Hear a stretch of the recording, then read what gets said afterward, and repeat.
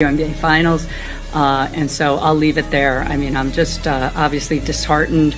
I'm a human too. I have a family.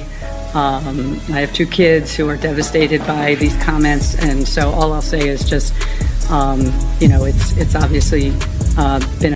She won 2 championships. She earned the MVP award. She carried a league on her back for years when almost nobody was watching. And now, according to reports coming from multiple directions, A'ja Wilson, the most decorated active player in the WNBA, has allegedly been stripped of her Team USA responsibilities. Not fined, not suspended for a game or 2, removed. Let that sink in for a second. This is not a rumor from a random corner of the internet. This is something that has reportedly landed on the desk of WNBA Commissioner Cathy Engelbert and forced her to make what sources are describing as one of the most difficult decisions in the league's entire history. And the reason it happened? According to these reports, it all traces back to one name: Caitlin Clark. Now, before we go any further, I need you to do something for me. Drop a comment right now, just 2 words, Team A'ja or Team Caitlin. Because by the time this video is done, you're going to have a very strong opinion about what is actually happening inside this league, and I want to know where you stand before you hear everything. Because trust me, a lot of what you're about to hear is going to change how you see this entire situation. There is allegedly tunnel footage. There are reportedly legal representatives involved. There is a commissioner who has been described as being backed into a corner with no clean way out. And there is a fan base that is splitting down the middle in a way that women's basketball has never seen before. We are breaking all of it down. Right now, stay with me. To understand how we got here, you have to go back to the beginning. Not the beginning of this season, but the beginning of the shift, the moment the entire atmosphere inside the WNBA reportedly started to change. When Caitlin Clark entered the draft, the league felt it immediately. Not just in ticket sales or television ratings, but in the locker rooms, in the huddles, and reportedly in the conversations that never make it in front of cameras. Something shifted, and not everyone was comfortable with the direction things were heading. What followed played out publicly in the form of hard fouls, hip checks, and physical moments that were consistently framed by the league and veteran players as simply part of the game. Welcome to the league. Toughen up. Earn your spot. That was the message being sent, loudly and repeatedly. But according to multiple reports that have surfaced, what the cameras captured on the court was only part of the story. Because allegedly, something happened inside the tunnel after a game, away from the broadcast cameras, away from the crowd, away from the media, that became the moment everything truly escalated. Reports claim it went well beyond trash talk. The allegations describe a physical confrontation, one that reportedly required security personnel to physically step in and intervene. Not a verbal exchange that got heated, not a stare down near the locker room, a confrontation serious enough that people had to be separated. And here is where it gets even more serious. According to these reports, video footage of the alleged incident was collected and delivered directly to the league office. Officials were reportedly informed about what the footage allegedly showed, and what followed was immediate concern, not just about the incident itself, but about what would happen if that footage eventually became public. Commissioner Cathy Engelbert was now reportedly sitting with evidence of one of her biggest stars, allegedly attempting to physically intimidate the player, who has become the face of the league's entire commercial future. That is not a situation you can simply issue a memo about and move on. That is a crisis. And according to these reports, that is exactly how it was treated. But to truly understand why this alleged decision carries so much weight, you have to look at something that happened months before the tunnel, something that millions of fans watched unfold in real time and were told to simply accept. Cast your mind back to earlier this year. The Paris Olympics are approaching. The selection committee is finalizing the Team USA roster for women's basketball, and then the announcement comes: Caitlin Clark is not on it. The public reaction was immediate and intense. Fans were outraged, sports media was divided, and the official explanation offered by USA Basketball pointed to factors like defensive concerns, team chemistry, and the experience level required to compete at the Olympic level. The story eventually moved on, the way news cycles always do. Team USA won gold. Clark stayed home, and most of the mainstream coverage treated the decision as settled. But it was never really settled. And according to reports now circulating in the aftermath of the alleged tunnel incident, The snub may have been far more calculated than anyone was willing to say publicly at the time. Reports now suggest that established veterans, players who had spent years as the faces of the national team, reportedly had no interest in bringing Caitlin Clark to Paris.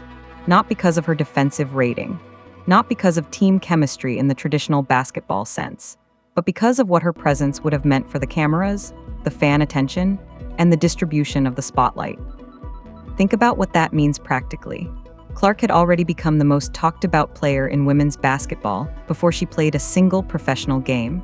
Every arena she walked into was sold out. Every network wanted her on the screen. Every sponsor wanted her face.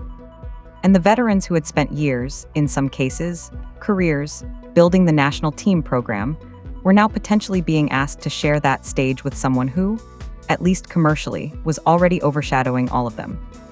According to these reports, the phrase chemistry concerns was not really about basketball chemistry at all. It was reportedly code for something deeper, a growing hostility that insiders allegedly knew would be impossible to contain if Clark was placed in that environment for an extended period. Keeping her off the roster, according to these claims, was described as a way of buying time, avoiding a confrontation that seemed increasingly inevitable. And for a few months, it worked. Clark stayed home, competed in the WNBA season, and the national team went to Paris without her. But professional sports leagues don't stay separated forever. The WNBA season brought everyone back into the same building. And when that happened, the outcome, according to these reports, was exactly what the league had privately feared, a confrontation serious enough to reportedly land on the commissioner's desk with security footage attached. The Olympic snub did not prevent anything. It reportedly just delayed it. And now, according to these claims, the league is quietly acknowledging what many fans suspected all along, that the culture surrounding the national team was not healthy enough to absorb Caitlin Clark's arrival, and that the culture itself now has to change because the situation has gone far beyond anything a roster decision can fix. But here is what nobody was really talking about when all of this was unfolding, the number that changed everything. And that number is not a basketball statistic. Professional sports at the highest level are ultimately businesses. And in business, decisions that seem personal almost always have a financial explanation underneath them. The WNBA is no exception. Before Caitlin Clark arrived, the league occupied a very specific place in American sports culture. It was respected by its dedicated fan base. It was supported financially by the NBA. It had passionate players who genuinely cared about the game and the league's long-term survival. But it was also a product that most mainstream sports fans engaged with only occasionally, if at all. Arenas frequently struggled to fill their lower sections. Television ratings, while improving gradually, were not the kind of numbers that made network executives reach for the phone to expand broadcast deals. Then Clark arrived, and almost overnight, everything changed in ways that the league had been hoping for, working toward, and frankly struggling to achieve for years. Sellouts became standard, not just in Indiana where Clark plays, but in every city the Fever traveled to. Visiting cities were selling out of tickets weeks in advance. Television ratings for WNBA games climbed to levels that surprised even optimistic projections. The league's social media engagement numbers jumped dramatically. Sponsorship conversations that had previously moved slowly were suddenly moving very quickly. And in what many described as a genuinely historic moment for the league, WNBA players gained access to private charter flights, something that veteran players had been requesting for years and had never been able to secure. That last detail matters more than it might seem. Charter flights are not just a convenience. They are a signal. They tell you that the money has arrived. They tell you that the league's financial situation has fundamentally shifted. And they represent exactly the kind of quality of life improvement that players had been fighting for through collective bargaining for years, suddenly made possible because one player's arrival changed the commercial equation entirely. Commissioner Kathy Engelbert is reportedly very aware of what all of this means, and what it could mean in reverse if things go wrong. According to these reports, the calculation inside the league office is straightforward, even if the execution has been anything but. If Caitlin Clark were to suffer a serious injury, particularly one resulting from the kind of aggressive physical play that has been documented on camera throughout this season, the commercial momentum surrounding the league could stall. Sponsors who signed on because of Clark's presence have contractual considerations. Television networks that expanded their broadcast commitments based on rating projections tied to her appeal have their own calculations. The growth story that the league has been telling investors, sponsors, and media partners for the past year is built significantly around one player continuing to play, perform, and draw audiences. That is an enormous amount of pressure concentrated in one situation. And according to these reports, the commissioner's decision to reportedly take action against A'ja Wilson was framed internally not as punishment for its own sake, but as a message, clear, unambiguous, and visible to every team in the league. The message, according to these claims, was simple. Protecting the league's most commercially valuable player is now the priority. And actions that threaten that player, on the court or allegedly off it, will carry consequences regardless of who is involved. It is a cold calculation, but in professional sports, cold calculations are often the ones that actually get made. What it created, though, was not the clean resolution the front office may have hoped for. It created a firestorm, and the fire has been burning hotter every day since. The reaction to reports of Wilson's alleged removal from Team USA responsibilities did not arrive quietly. It hit social media like a wave, and it immediately exposed something that had been building under the surface of women's basketball for months. A deep, genuine, and increasingly bitter division between two very different visions of what the WNBA is and what it should be. On one side of this divide are the league's legacy fans. These are the people who have been buying tickets, watching games, and supporting women's basketball since the league launched in 1997.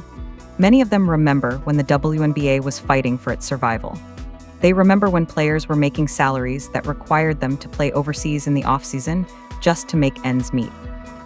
They watched A'ja Wilson come into the league, build her game year by year, earn 2 championship rings, and become the reigning MVP through years of consistent excellence at the highest level of women's basketball. To these fans, what has reportedly happened is not justice. It is a betrayal. They see Wilson as someone who dedicated herself to the league, helped drag it toward respectability through seasons when the mainstream audience barely noticed, and now finds herself reportedly being pushed aside to clear the path for a player who arrived to widespread fanfare without having proven anything yet at the professional level. The racial dimension of that framing has not been lost on anyone paying attention. The optics of a white commissioner, reportedly removing a black MVP to protect a white rookie, have generated some of the most pointed and emotionally charged commentary that women's sports has seen in a very long time. Some legacy fans have gone beyond expressing frustration online. Reports indicate that threats of season ticket cancellations and boycotts of league merchandise have been circulating within that community.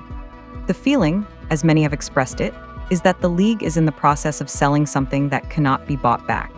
The trust and loyalty of the people who were there when there was nothing commercial about the WNBA at all.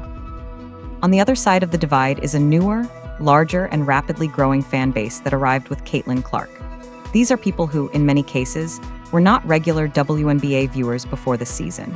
Clark brought them in through her college career, her record-breaking performances, and the kind of mainstream crossover appeal that the league had been chasing for decades. From their perspective, what they have witnessed since Clark entered the league has been deeply troubling. The physical play directed at her has been documented extensively. The dismissive attitudes from veterans and coaches have been captured on camera and replayed endlessly. And the sense within this fan base is that Clark has faced a genuinely hostile environment, one driven by jealousy, resentment, and a refusal to share the spotlight. To these fans, the commissioner's reported decision represents something they have been waiting for: accountability. A signal that the league takes Clark's safety and her experience seriously. And many of them are not shy about expressing satisfaction at the reported outcome. The collision between these two fan bases has produced some of the most heated online discourse that women's sports has ever generated. Social media threads have turned into extended battles. Personal accusations have flown in every direction.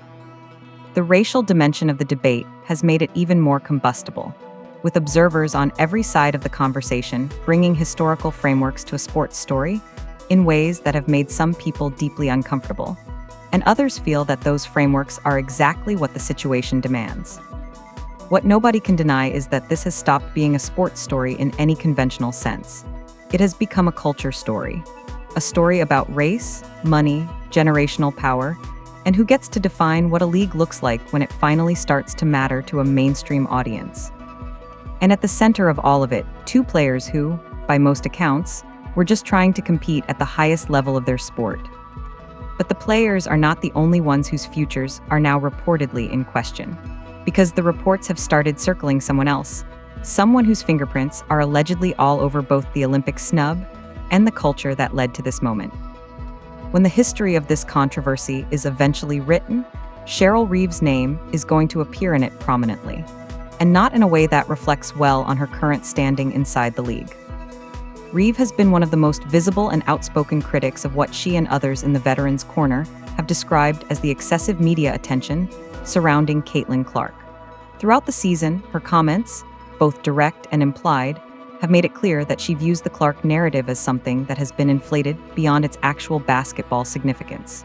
She has been an advocate for the veterans, for the players who put in years of work before Clark arrived, for the idea that rookie status means something in professional sports, and that respect flows from what you've built, not from how many cameras are following you. She also held a central role in the USA basketball selection process that produced the roster that went to Paris, the roster that did not include Caitlin Clark. That decision now looks very different in the context of everything that has allegedly unfolded since. And according to reports circulating around the controversy, Commissioner Engelbert's reported decision to act against Wilson has placed Reeve's leadership under an uncomfortable level of scrutiny. The implication embedded in the commissioner's reported move, according to these claims, is that the environment inside the national team, and potentially inside the broader veteran culture of the league, was not being managed effectively, and that the front office no longer trusts that the situation can be handled at the coaching level alone. Some reports have gone further. There is speculation, and it is presented here as speculation, not confirmed information, that Reeve herself could face some form of consequence as the league reportedly attempts to address what it sees as a broader cultural problem. Whether that speculation has any basis in actual discussions happening inside the league's front office is not something that can be confirmed. But the fact that her name is being mentioned in this context at all is significant. And it is not just Reeve. The names of Brittany Griner, Diana Taurasi, and Breena Stewart have reportedly entered the conversation as observers try to understand what the league's reported actions mean for players who have built their careers and their reputations within a certain power structure. These are players who have rings, who have international profiles, who have been fixtures of Team USA for years. And yet, the message allegedly sent by the commissioner's reported decision is that none of those things provide complete immunity from the league's judgment when the situation is considered serious enough. That realization has reportedly spread a quiet unease through the veteran ranks of the league. Not panic, necessarily, but awareness. The understanding that the rules of engagement may have shifted in ways that were not announced publicly and may not have been fully anticipated. And for Angel Reese, one of the most prominent young players in the league and someone who has been openly affiliated with the veteran's perspective in the public narrative, these reports raise a pointed question. If the league was willing to take action against A'ja Wilson, a two-time champion and reigning MVP, then what protection does anyone else actually have? That question does not have a comfortable answer, and the people who are most invested in the league's old hierarchy are reportedly very aware of that. But perhaps the most complicated corner of this entire story, the one where the stakes are highest and the information is least clear, involves something that has been mentioned only in fragments and carefully worded reports. The alleged footage, the evidence that reportedly started everything, and the corporate giant that may have more influence over how this plays out than the commissioner herself. Modern sports arenas are covered in cameras. That is simply the reality of professional athletics in 2024. Fan phones are everywhere. Security camera systems cover tunnels, hallways, loading docks, and corridors that the average viewer never sees. And when something significant happens in one of those spaces, there is almost always some form of documentation. According to reports surrounding this controversy, that documentation exists.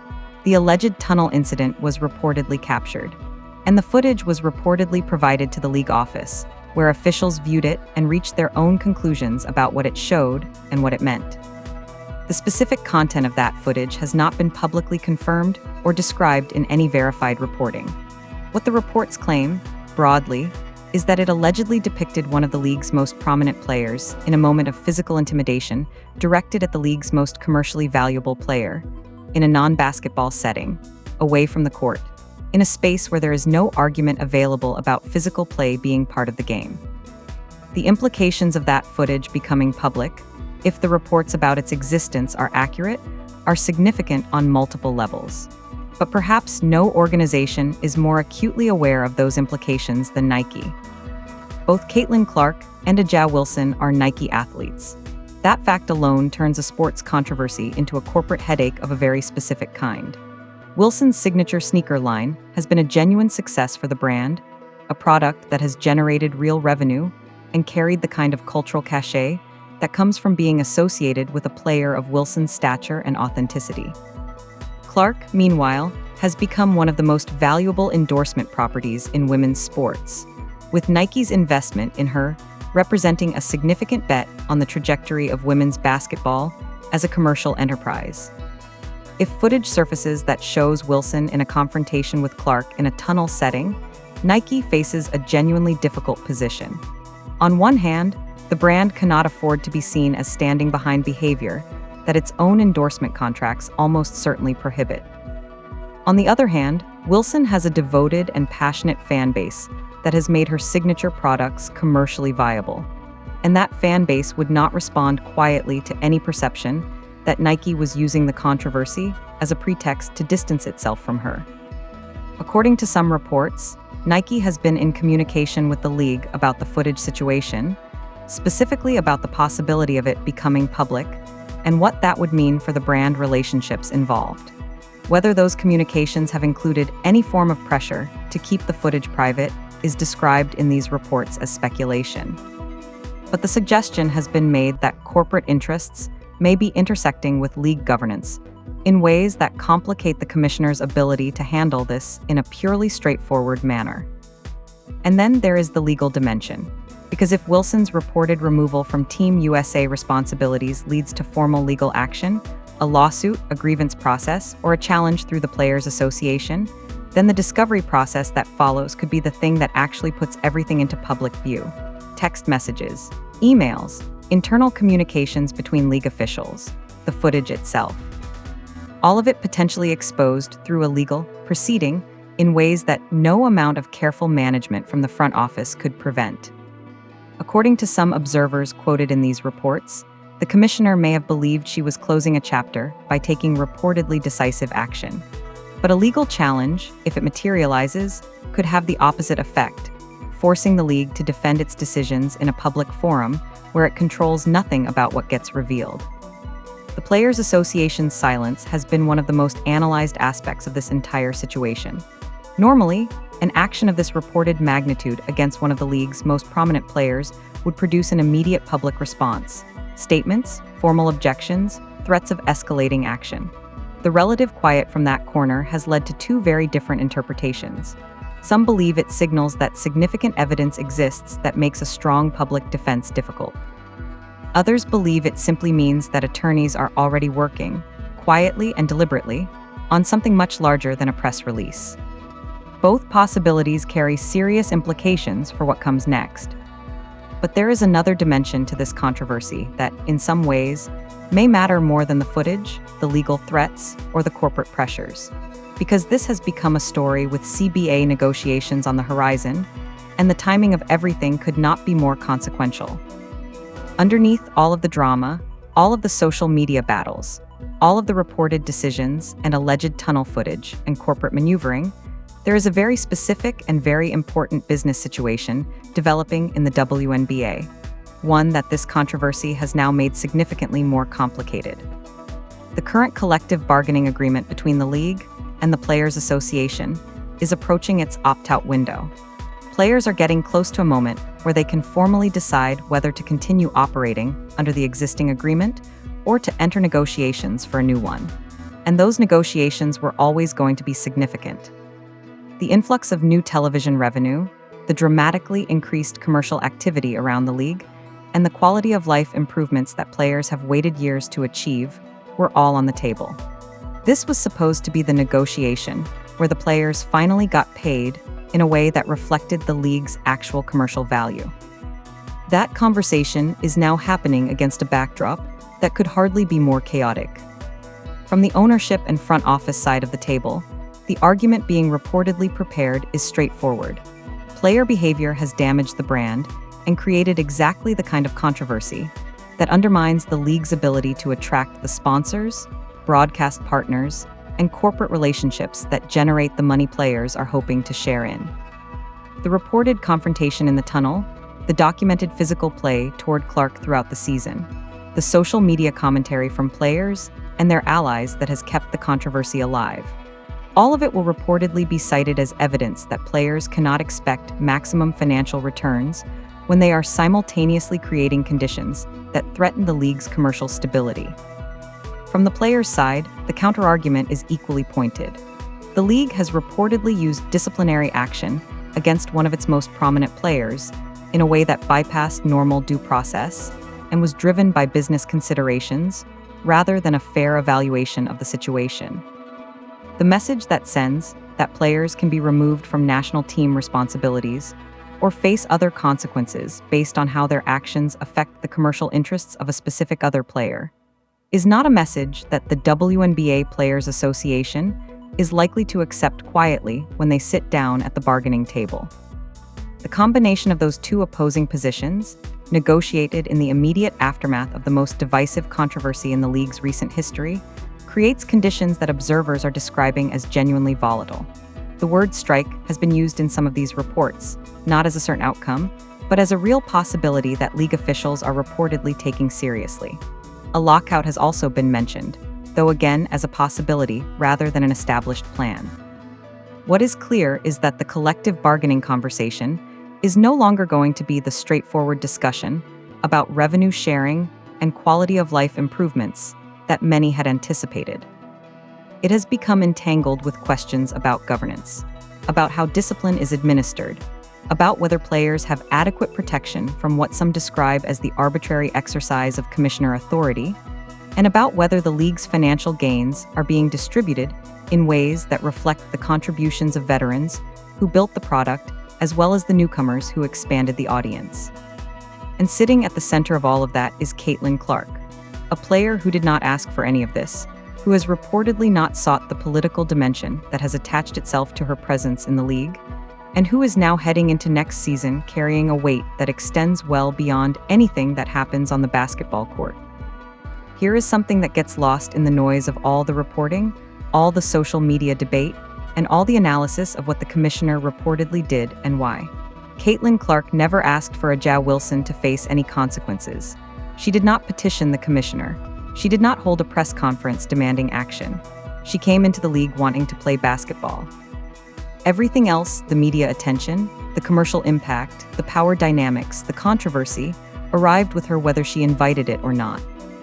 That context matters, because as reports describe her situation heading into next season, the picture is not one of a triumphant winner standing over a defeated rival.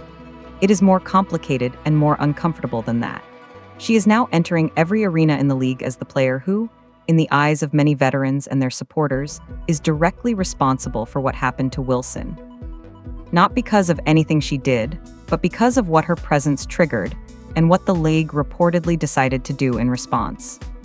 The consequences of that perception are physical. The fouls will come harder. The screens will be set with more force. The trash talk will escalate. Players who would not normally spend energy on a second-year player will find motivation in the narrative that has been constructed around this controversy. The league may have believed it was protecting Clark by reportedly taking action. But by doing so in such a visible and reportedly dramatic way, it may have made her the target of exactly the kind of treatment it was trying to prevent. She is no longer simply a rookie who needs to earn her place. In the eyes of a significant portion of the league's veteran community, she is the reason their leader reportedly went down. That is a different and considerably more complicated position to be in.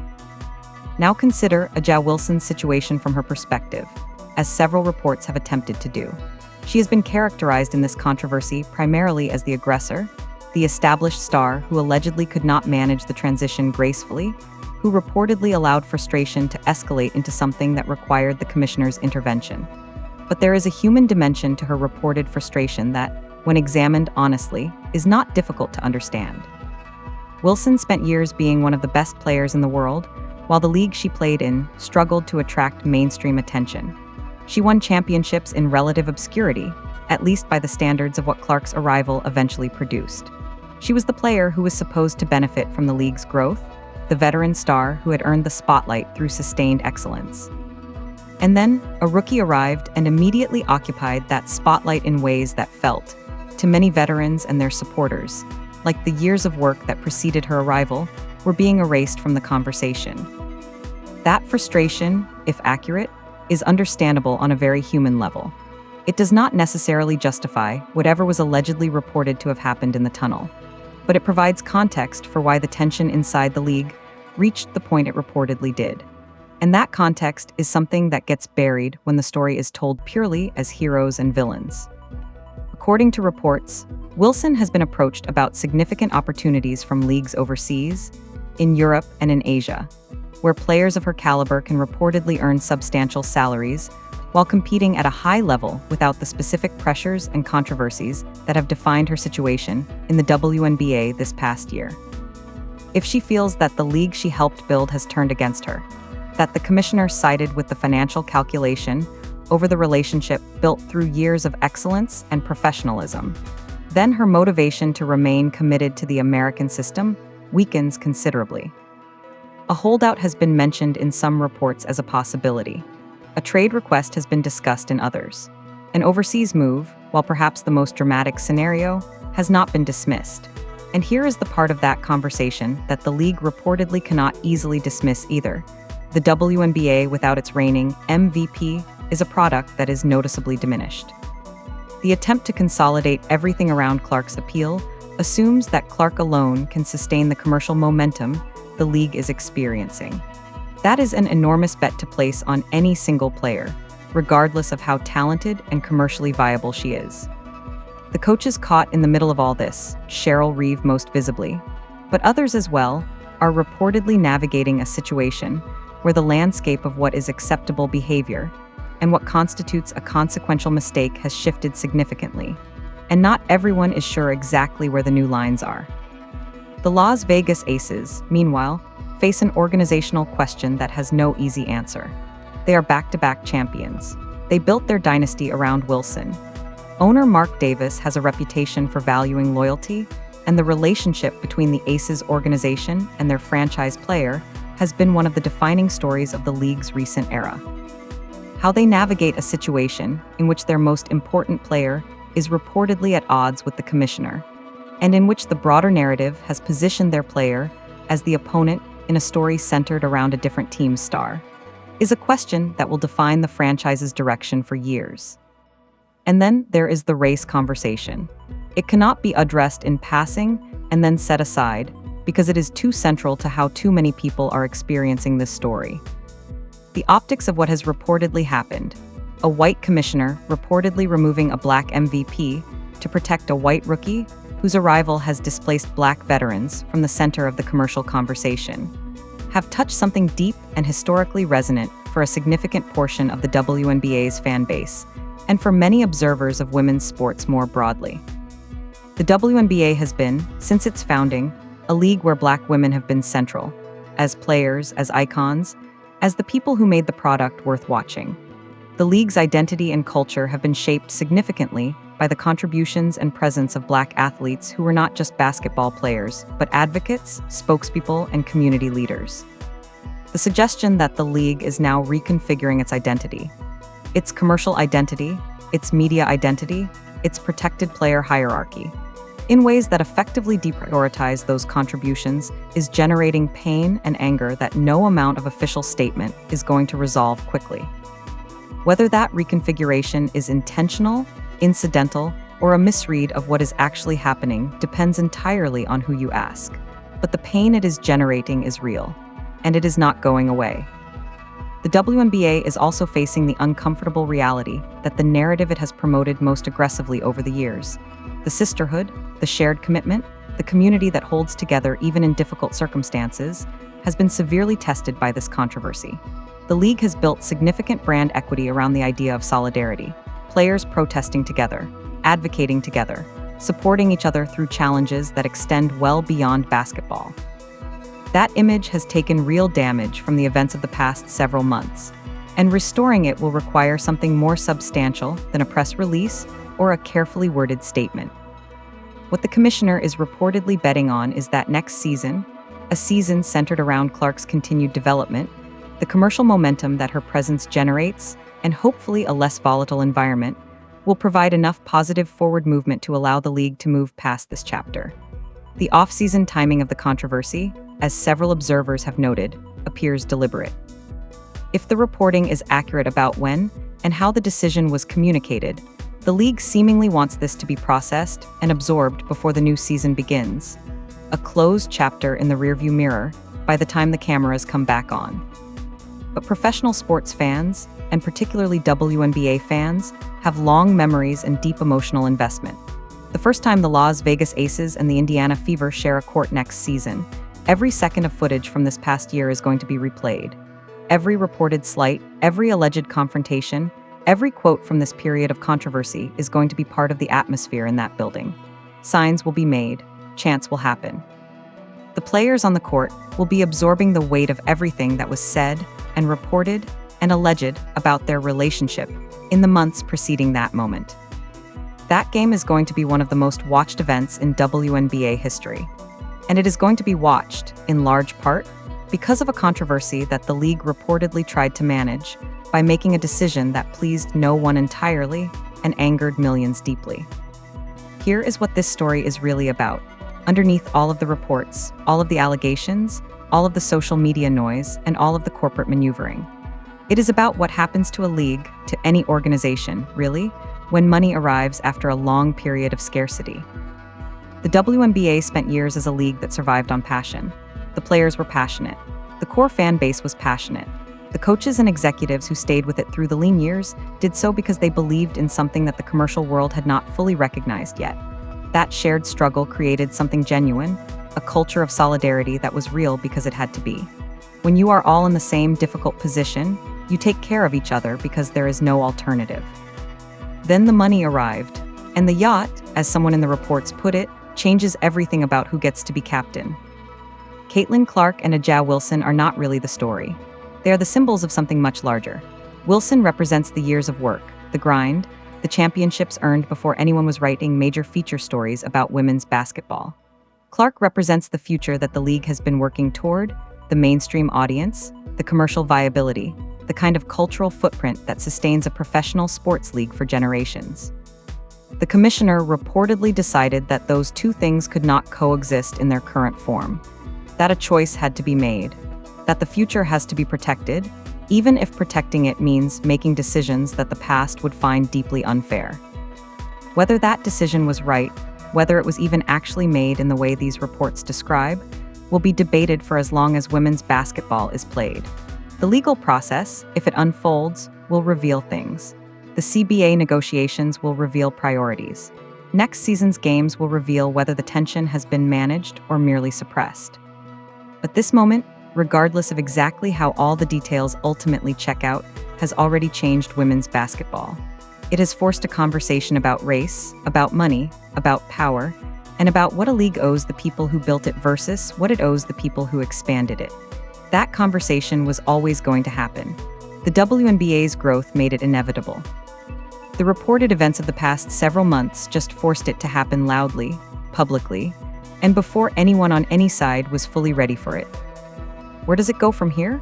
That depends on decisions that have not been made yet, on statements that have not been issued, on legal filings that may or may not materialize, on a season that has not yet been played, on two extraordinary athletes navigating a situation that neither of them designed and that both of them are going to be defined by for years to come. The WNBA is at a crossroads, and the direction it chooses, consciously or by default, is going to say something very important about what kind of league it actually wants to be. Drop your thoughts in the comments. Team A'ja, Team Caitlin, or do you think this whole situation has been mishandled from the very beginning? Tell me what you see when you look at this story, because the conversation is just getting started, and I genuinely want to know where you stand. Simply explained, because every story has more to it than the headline.